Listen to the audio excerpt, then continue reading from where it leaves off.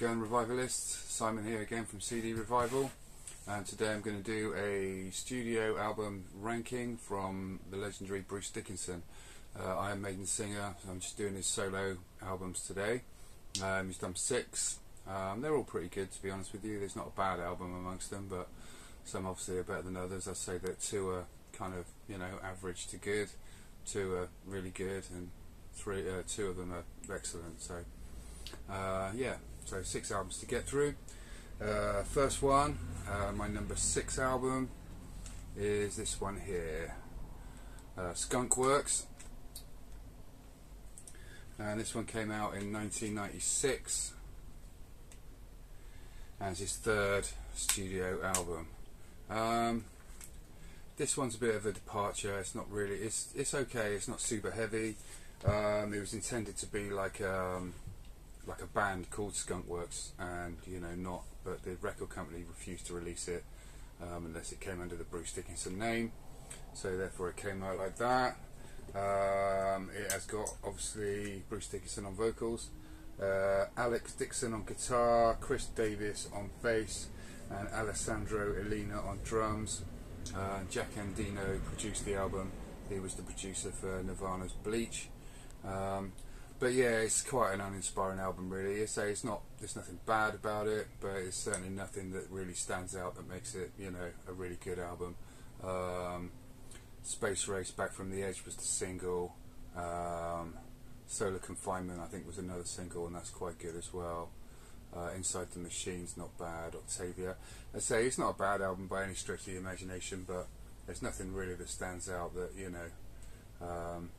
makes it really, really good. So yeah, worth a listen if you're a Bruce Dickinson fan.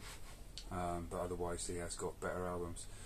Cover was done by Storm Thorgerson, who did a lot of the Pink Floyd covers and UFO, and yeah, quite a lot of famous covers. So interesting factoid there. My number 5 one is his first studio album, first solo studio album, Tattooed Millionaire. And this one, yeah, I do like this one a little bit more than Skunk Works, because it's got quite some catchy tunes on it.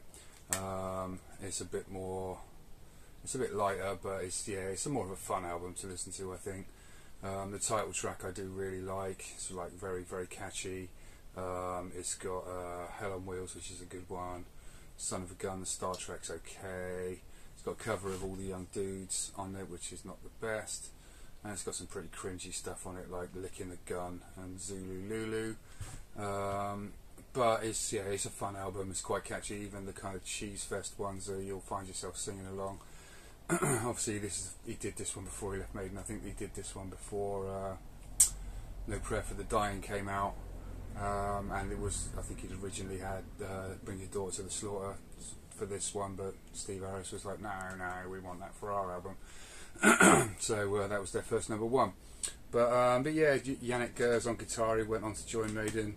Andy Carr on bass, Fabio Del Rio on drums, and Chris Sangarides is the producer. He's produced quite a lot of famous stuff for like Judas Priest amongst others. But yeah, nicely produced. It's quite catchy. Bruce has got his kind of fear of the dark sort of No Prayer kind of voice going on for a lot of it with his. So rather than singing cleanly and nicely like we all know that he can, he's got that sort of more holy smoke, be quick or be dead sort of going on. But it's alright. So there's some catchy tunes. It's pretty cool. Not great, but it's good. It's a fun listen. Number 4, I have got this one, which is Balls to Picasso. This was his 2nd studio album. We've got the digipack there. Terrible cover. Apparently it was supposed to be done by Storm Thorgerson once again. I can't even say the dude's name. But they couldn't afford it for whatever reason, so they just did that, and Dickinson wrote that on the wall, and that was the cover. So yeah, apparently the original one that was designed ended up as the cover for Anthrax's Stomp 442. So if you've seen that, that was originally supposed to be the cover for this, and it was also originally supposed to be called Laughing in the Hiding Bush, which is the name of one of the tracks on here. And yeah, do enjoy this one. It's a good album, very good album. 1994, this one came out. Definitely an improvement on Millionaire. Some good ones on here. Cyclops, the Star Trek is decent. God of War is really good. Laughing in the Hiding Bush is pretty good. Shoot All the Clowns, I think, was a single. That's pretty good, and it has got Tears of a Dragon on it, which is a superb track as well. So yeah, ignore the terrible cover. It's a good album, this one, well worth listening to. And as this one was the first one to have Roy Z on guitar, Eddie Casillas on bass, and David Ingraham on drums. Shay Baby was the producer. But yeah, good album, quite heavy. Some really good songs on here, well worth a listen. Balls to Picasso from 1994, my number 4. Number 3 album is this most recent one, which is this one, Tyranny of Souls, produced by Roy Z. And yeah, a good album, heavy album. I say his most recent one from 2005. This one came out.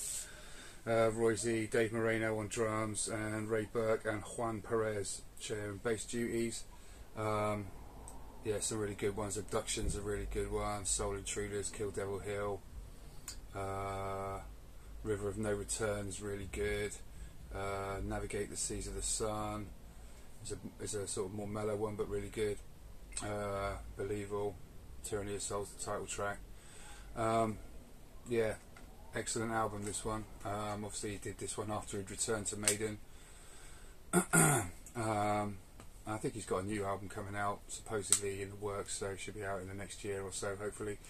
But well worth listening to Tyranny of Souls. Really good album, some good tracks on there, some catchy stuff, and also, yeah, pretty heavy. So that's my number 3, Tyranny of Souls from 2005, 6th studio album in total. Excuse me. My number 2 is this one, Accident of Birth. I think some people would have this as their number 1. I've seen rankings where people have had this as their number 1. I don't think it is as good as my number 1 album. We've got the jewel case issue once again. But yeah, honestly, I swear down. There we go, I'm not going to bother with that. The cover was designed by longtime Maiden illustrator Derek Riggs. Not one of his best works, to be honest with you, but there's a few different covers as well, a few different designs that Riggs did. This one, really good, 1997 this came out, so it's his 4th studio album. Roy Z on guitar with Adrian Smith, obviously ex of Iron Maiden and, you know, future of Iron Maiden at the time. Eddie Casillas on bass again, David Ingraham on drums. So yeah, Roy Z produces. Heavy album, really good. Yeah, some really good stuff on here. Freak's good, Arrival really good, Star Children really good. What else we got? Dark Side of Aquarius, probably the best song on the album, really good. Road to Hell, Man of Sorrows, Accident of Birth, The Magician. Omega is a really good one. It's yeah, strong album. You know, in the excellent, you know, ratings, I would say. Not as good as my favourite one, but very few things are. This is a number 2, deserved number 2, Accident of Birth from 97. My final one, number 1, is this masterpiece, Chemical Wedding, from 1998, so that's his 5th studio album.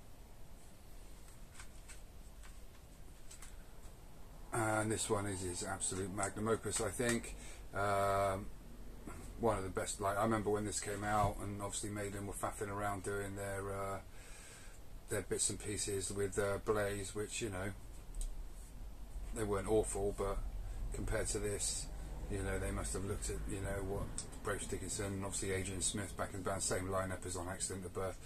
They must have looked at that and thought, yeah, hang on, you know, we need to, you know, sort our shit out, get him back in the band, get them both back in the band. But yeah, it starts off with King and Crimson, Chemical Wedding, The Tower, Killing Floor, Book of Thel, Gates of Horizon. Just doesn't stop with the classic tracks, Jerusalem, Trumpets of Jericho, Medicine Man, Machine Man, apologies, and The Alchemist. Yeah, a stunning album, really heavy, like just, I remember when I heard it, it was just like, oh, this is a return to form, this is an absolute stunner of an album. So yeah, deservedly my number one, The Chemical Wedding from 1998, say 5th studio album in total. If you've not heard this and you're only vaguely interested in Dickinson's solo career, or even if you're not, man, if you're just a metal fan, if you've not heard this, check it out, I urge you, because it is a superb album. If it was like a Maiden album, it'd easily be top 5 Maiden albums, easily in the top 5. So yeah, it's that good. So yeah, that's it for my Bruce Dickinson ranking. Let me know if you agree or disagree. Leave a comment down below. Please like and subscribe.